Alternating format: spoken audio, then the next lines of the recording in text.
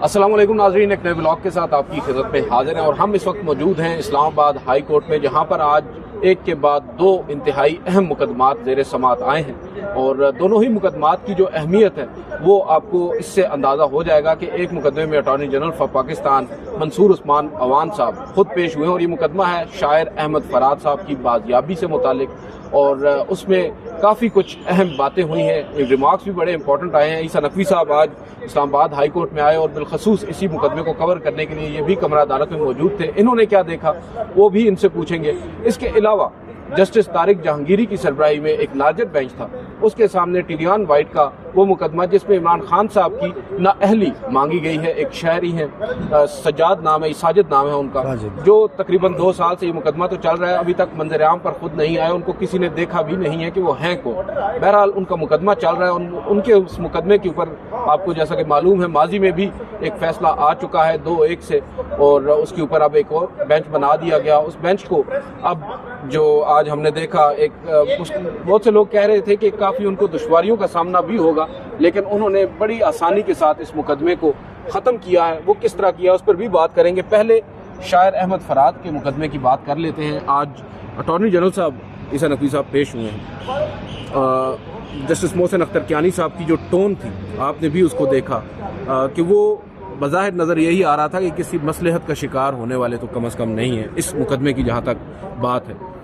आपको क्या लग रहा है जो वाइट फ्लैग की भी बात हुई है आज, वाकई में कोई मामलात तय हो रहे हैं? जो इदारों के दरमियान एक टकराव हम देख रहे थे गुज़िश्ता चंद दिनों से, वो अब टकराव ख़त्म होने जा रहा है और अटॉर्नी जनरल साहब जो हैं अब वो एज अ मीडिएटर अपना किरदार अदा करेंगे इसमें। देखिए, इस सारे मामले में जो वाइट फ्लैग की बात हुई है उसका कॉन्टेक्स्ट में पहले आपको एक्सप्लेन कर दूं कि ये जो अमन का झंडा होता है, आपको पता है कि सफ़ेद रंग का झंडा वो अमन की अलामत होता है और वो इदारों के दरमियान या अदालत और इदारों के दरमियान या हुकूमत और अदालत के दरमियान या सेक्रेटरीज़ और अदालत के दरमियान या सेक्टर कमांडर और अदालत के दरमियान या जिसके भी दरमियान ये जो वाइट फ्लैग है जिसकी सिग्निफिकेंस है वो है कि अमन का झंडा। और वो उसकी वजह ये है कि आज जिस वक्त अटॉर्नी जनरल फॉर पाकिस्तान वो पेश हुए जस्टिस मोहसिन अख्तर कियानी की अदालत में, अब कियानी साहब की अदालत में तो मैं पहली मरतबा आया, लेकिन अटॉर्नी जनरल साहब को मैंने बहुत मरतबा सुना है। जिस गंभीरता के साथ, जिस तरह अपने लहजे में तयक्कुन भर के उन्होंने अदालत को यकीन दहानी कराई है, अपने अल्फाज को गैर मुबहम अनएम्बिगुअस ठहराव के साथ टिका टिका कर बोलते हुए कि मैं आ गया, मैं आपको यकीन दहानी करवाता हूँ। जो इल्तजा थी उनके लहजे में, जो यकीन था उनके लहजे में कि वो शायर अहमद फरहाद जो हैं उनको उनकी रिहाई के लिए गालिबन सर्टन क्वार्टर्स से अश्योरेंसेस लेकर आए हैं, उसकी वजह से उन्होंने कहा कि आपने वाइट फ्लैग रेज़ किया।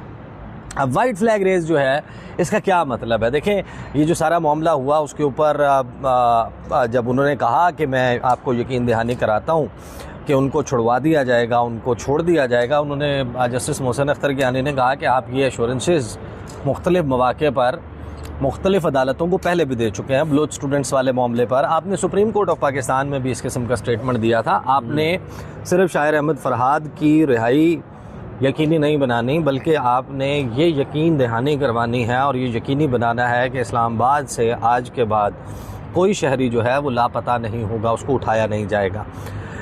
उसके ऊपर अटॉर्नी जनरल फॉर पाकिस्तान उन्होंने कहा कि मैं आपको ये यकीन दहानी करवाता हूँ।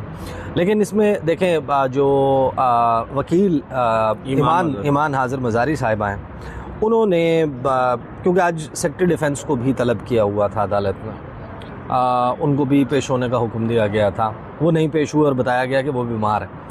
अक्सर हो जाता है। तो वो वही ईमान जो है उन्होंने कहा कि ये ऐसी हैरानकुन बात है कि जो सेक्रेटरी डिफेंस पर जो भी शख्स हो, जब भी उसको बुलाया जाए, वो या बीमार हो जाता है या कोई ऐसी मसरूफियत हो जाती है या कोई ऐसी नागहानी चीज़ हो जाती है कि वो अदालत के सामने पेश नहीं होते। वो गालिबन अपने जो पेशी है अदालत के सामने पेश होना वो अपनी तौहीन समझते हैं। उसके ऊपर जस्टिस मोहसिन अख्तर कियानी साहब ने कहा कि ये इन्हीं चीज़ों को सॉर्ट आउट करने के लिए, सेटल करने के लिए, कुछ प्रिंसिपल्स वज़ा करने के लिए जो है ये सारी कार्रवाई चल रही है। और उन्होंने अटॉर्नी जनरल से कहा कि आप ये भी यकीन दहानी करवाएं, और फिर उनसे जब अंदाज़ा लिया कि किस वक्त तक जो है वो यकीन उनको जो है वो बाजियाब करवा लिया जाएगा, और साथ में वो हैं किसके पास, तो उन्होंने कहा कि वो ISI के पास नहीं है। यही मामला पुलिस ने भी उठाया। उन्होंने कहा कि 4 से 5 दिन लगेंगे, 4 से 5 दिन का टाइम दें मुझे, उस दौरान शायर अहमद फरहाद को हम बाजियाब करवा लेंगे। मोहसिन अख्तर गियानी साहब ने कहा कि आप ये रियासत और रियासती इदारों की तरफ से यकीन दहानी करवा रहे हैं। स्टेट कमिटमेंट दे रही है अदालत को, रियासत की नाकामी होगी, रियासती इदारों की नाकामी होगी अगर वो शख्स बाजियाब नहीं होता। तो उस पर अटॉर्नी जनरल ने बिल्कुल अनएम्बिगुअस होकर गैर मुबहम अंदाज में कहा कि बिल्कुल ऐसा ही है, मैं रियासत की और रियासती इदारों की तरफ से आपको ये कमिटमेंट दे रहा हूँ कि वो। एक चीज़ समझ में नहीं आती, बड़ा मासूमाना सा मेरा सवाल है कि एक शख्स है, वो कुछ लोग कहते हैं अगवा है, कुछ लोग कहते हैं गिरफ्तार है, कुछ भी है, उसको बाजियाब करवाना है। रियासती इदारे कह रहे हैं कि हमारे पास नहीं है, मगर साथ ही रियासती इदारे कह रहे हैं कि अब आइंदा 3 दिन में हम उनको बाजियाब करा भी लेंगे। इतना ज़्यादा कॉन्फिडेंस कैसे? उन्होंने क्योंकि ये कहा कि तमाम तर resources, all resources will be mobilised, all resources will be utilised. Iman Mazari ने बड़ा एक दिलचस्प यहाँ पर बात की, उन्होंने कहा कि 6 रोज़ तो हो चुके हैं गालबन, या 7 रोज़ हो चुके हैं। 5 उन्होंने देखें टाइम जो है ना, वो फिर जस्टिस मोहसिन अख्तर गियानी साहब ने जो फैसला सुनाया, जो यानी कि अपना हुक्मनामा आज का था, उसमें ये उन्होंने कहा कि ये 5 दिन की बात नहीं है, जुमे के दिन 11 बजे तक का वक्त आपको देते हैं, जुमे को ये अदालत फिर बैठेगी और आपने उस वक्त तक यकीनी बनाना है कि शायर अहमद फरहाद जो है वो बाजियाब हो जाए। और यहाँ पर ईमान हाजिर मजारी ने कहा कि ये जो 5-6 दिन मांग रहे हैं, जो लोग माजी में अगवा हुए हैं, उन्होंने वापस आकर अपने वकला से, प्राइवेटली दोस्तों से या अपनी फैमिली से ये शेयर किया है कि उनको उल्टा लटका के नंगा करके उनको मारा गया है, बदतरीन उन पर तशद्दुद किया गया है। बहुत सारे लोग होते हैं जो ब्रेक डाउन कर जाते हैं इस सारी सूरत हाल में, तो उन्होंने कहा सर्वाइव नहीं कर पाते। इस पर हैरान कुन तौर पर जस्टिस मोहसिन अख्तर गियानी ने कहा ऐसा कुछ नहीं होगा। और उनका लहजा आज आपने अदालत में देखा कि किस कदर सरासीमगी थी, किस कदर जो है वो इत्मीनान भी था। हाँ, एक बहरहाल लग रहा था कि ये मामला कम से कम ये वाला मामला जो है ये सॉर्ट आउट होने जा रहा है, बट अदरवाइज दहानियाँ भी होती हैं, बैकडोर भी शायद लेकिन अदरवाइज कोई सूरत हाल जो है वो नहीं। जो जस्टिस मोहसिन अख्तर गियानी है, उन्होंने कहा है कि अगर ऐसा होता है खुदा न खास्ता कुछ, तो इसके लिए रियासत रिस्पॉन्सिबल भी होगी और अकाउंटेबल भी ठहरेगी। तो ये इन इटसेल्फ एक बहुत बड़ी स्टेटमेंट है अदालत की जानिब। जवाबदेह भी है रियासत, और रियासत जो है वो अकाउंटेबल भी है, काबिल मुहासबा भी है। तो आपको अब क्या लगता है, ये जो अब हमें एक अटॉर्नी जनरल साहब की जानिब से जो वाइट फ्लैग है वो लहरा कर वो आ गए हैं अदालत में, और जो उनको जिस तरह आपने बताया कि बड़े मोहतात अंदाज में उन्होंने यहाँ पर बात की है और अदालत के सामने अपना एक वाज़ेह मौक़िफ़ रखा है कि वो रियासती इदारों और रियासत की ही नुमाइंदगी और उनसे डेलिब्रेशंस के बाद ही यहाँ पर आकर अश्योरेंस दे रहे हैं, तो क्या अब कुछ सेकंड थॉट्स आ रहे हैं? जो एक महाजराई हमें नज़र आ रही थी, क्योंकि एक जानिब अगर अदालत तलब करती है या अदालत सवाल करती है, दूसरी जानिब से जवाब नहीं आता, मुख्तलिफ जवाब पेश किए जाते हैं। हम देख सकते हैं यहाँ पर ही इसी अदालत में जस्टिस बाबर सत्तार साहब हैं, उन्होंने जब इस तरह पर कार्रवाई शुरू की तो उनके खिलाफ भी बाकायदा तौर पर रिक्यूज़ल के लिए दरख्वास्तें आ गई। एक ऑफेंसिव मोड में हमने अपने रियासती इदारों को या रियासत को चलते देखा है।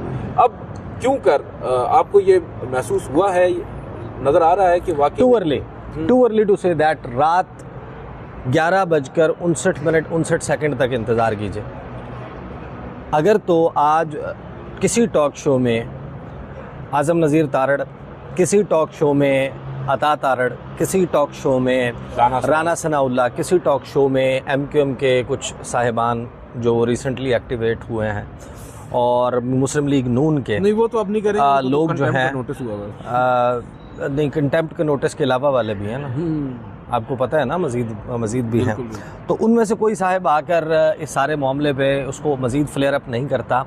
आई डोंट सी कि ये मेरे ख्याल में ये जो स्पेसिफिक केस है इसके मुतल्लिक जो है वो सबमिशन थी अटॉर्नी जनरल की। जो बाकी मामलात हैं, 6 जजेस का ख़त है वो वहीं पर जूं का तू मौजूद है। जस्टिस बाबर सत्तार का ख़त जो है उसके मदरजात जूं के तू मौजूद हैं, जिसमें वो बैक ऑफ करने का इल्ज़ाम लगा रहे हैं कि उनको कहा गया टॉप इंटेलिजेंस ऑफिशियल की तरफ से। और उसके बाद हमने देखा कि फैसल वावडा, तारिक फजल चौधरी, उसके अलावा तलाल चौधरी, कामरान टेसोरी, मुस्तफ़ा कमाल, बाकी लोगों ने, फैसल वाडा, इन्होंने प्रेस कॉन्फ्रेंसेस की। और उसके ऊपर देखें जो चीज़ आई है, राना सनाउल्लाह जो है वो एक आउट ऑफ कोर्ट सेटलमेंट की बात कर रहे हैं। अब ये अजीब-व-गरीब सी बात है आउट ऑफ कोर्ट सेटलमेंट का, इसके ऊपर कहना कि अदालत से बाहर फ़ैसला कर लें। वो अमूमन होता है कि आपने मेरे पैसे देने हैं, फैमिली मैटर्स में होता है या हाँ, डिस्प्यूट्स होते हैं, इस किस्म का मैटर होता है। तो यहाँ पर मामला है मुबैना तौर पर अगवा का, तशद्दुद का, कैमरे लगाने का, प्राइवेट वीडियोज़ रिकॉर्ड करने का, कोर्शन का, दबाव का, तो आउट ऑफ कोर्ट ये सारे मामलात हैं। लेकिन राना सनाउल्लाह कहते हैं कि इस मामले में अगर आप ये चाहेंगे कि कटहरे में खड़ा कर दें तो ये तो नहीं होगा। माजी में होता रहा है, ये सब कुछ हुआ है, क्योंकि फ़लाँ वक्त में जजेस ने जुल्फ़कार अली भुट्टो को फांसी दी थी। अब राना साहब की मिसालें भी देखें ना, फ़लाँ 40 साल पहले जो है वो जुल्फ़कार अली भुट्टो को फांसी दे दी थी, और नवाज़ शरीफ को जो है वो बेटे से तनख्वाह ना लेने पे नाअहल कर दिया था। तो अदालतें माजी में भी गलतियाँ करती रही हैं। तो जैसे अदालतें करती रही हैं वैसे ही इदारे भी करते रहे हैं, वैसे ही सियासतदान भी करते रहे हैं। दूध से धुला कोई नहीं है। और इस मामले के ऊपर कटहरे में खड़ा करने के बजाय आमने सामने बैठकर आउट ऑफ कोर्ट सेटलमेंट कर लें, ये है वो सोल्यूशन जो पेश किया गया है। And I don't see it happening because ये सारा मामला ये इतना सादा नहीं है। और इसके ऊपर लगता तो ये है आपको आज इस समात से कि राना सनाउल्लाह जिन्होंने कल ये कहा था कि ये बाजियाबी वाले मामले पे भी कि प्राइवेट कर दें प्रोसीडिंग्स को, और 3-4 लोग बैठ के जो है ना वो इसका मामले को सॉर्ट आउट कर लेंगे, निकाल लेंगे, ये अहमद फराद वाला मामला। लेकिन आज थोड़ा सा डिफरेंट अप्रोच थी हुकूमत की तरफ से, रियासत की तरफ से। अटॉर्नी जनरल ने आकर ये सारा स्टेटमेंट दिया। तो मैं आपको सिर्फ ये अंदाज़ा बता सकता हूँ कि ये एक लम्हे भर का तवक्कुफ़ है। और अभी ये तलाल चौधरी भी गुजरे हैं यहाँ से, ये भी अपने लिए मटेरियल, ये हो सकता है कि बाहर निकल कर ये भी कोई प्रेस कॉन्फ्रेंस करें। और एक वाज़ेह मौक़िफ़ है हुकूमती वज़रा का कि अदालत में बैठे हुए जज तकरीर नहीं करते। तो ये आपकी जो बात मैं समझ पा रहा हूँ हमारी नाज़रीन के लिए, कि आप ये समझते हैं ये जो अब वाइट फ्लैग एक लहराया गया है ये सिर्फ एक पर्टिकुलर इस केस के लिए है, मेरा ख्याल, अदरवाइज जो मामलात हैं वो ऐसे ही चलेंगे। मेरा ख्याल ये अच्छा, मेरी इसमें अंडरस्टैंडिंग थोड़ी सी फ़र्क। देखें नहीं, आपकी अंडरस्टैंडिंग आप बिल्कुल शेयर करें। हो सकता है कि आपकी अंडरस्टैंडिंग, मैं ये तो नहीं कह रहा कि मेरी बात ही दुरुस्त साबित होगी, लेकिन मैं आपको ये बात बता रहा हूँ कि यहाँ पर जो 25 मार्च का ख़त है वो ये नहीं है, आप उसकी असल समझें, उसकी असास समझें। वो ये कह रहा है वो ख़त कि गुज़श्ता 2 साल में जितने भी सियासी नौइयत के मुकदमात के फ़ैसले आए उनके नताइज गालिबन तब्दील करवाए गए हैं, मुबैना तौर पर तब्दील करवाए गए हैं। यानी उन जजमेंट्स के ऊपर जो क्वेश्चन मार्क है कि पाकिस्तान तहरीक इंसाफ के हवाले से, इमरान ख़ान के हवाले से, शाह महमूदियत, बाकी लोगों के हवाले से जो फ़ैसला आया है उस पूरे प्रोसेस के ऊपर क्वेश्चन। उन्होंने कहा है कि जो सियासी नौइयत के मुकदमात हैं उनके मनपसंद फ़ैसलों के लिए दबाव डाला गया है।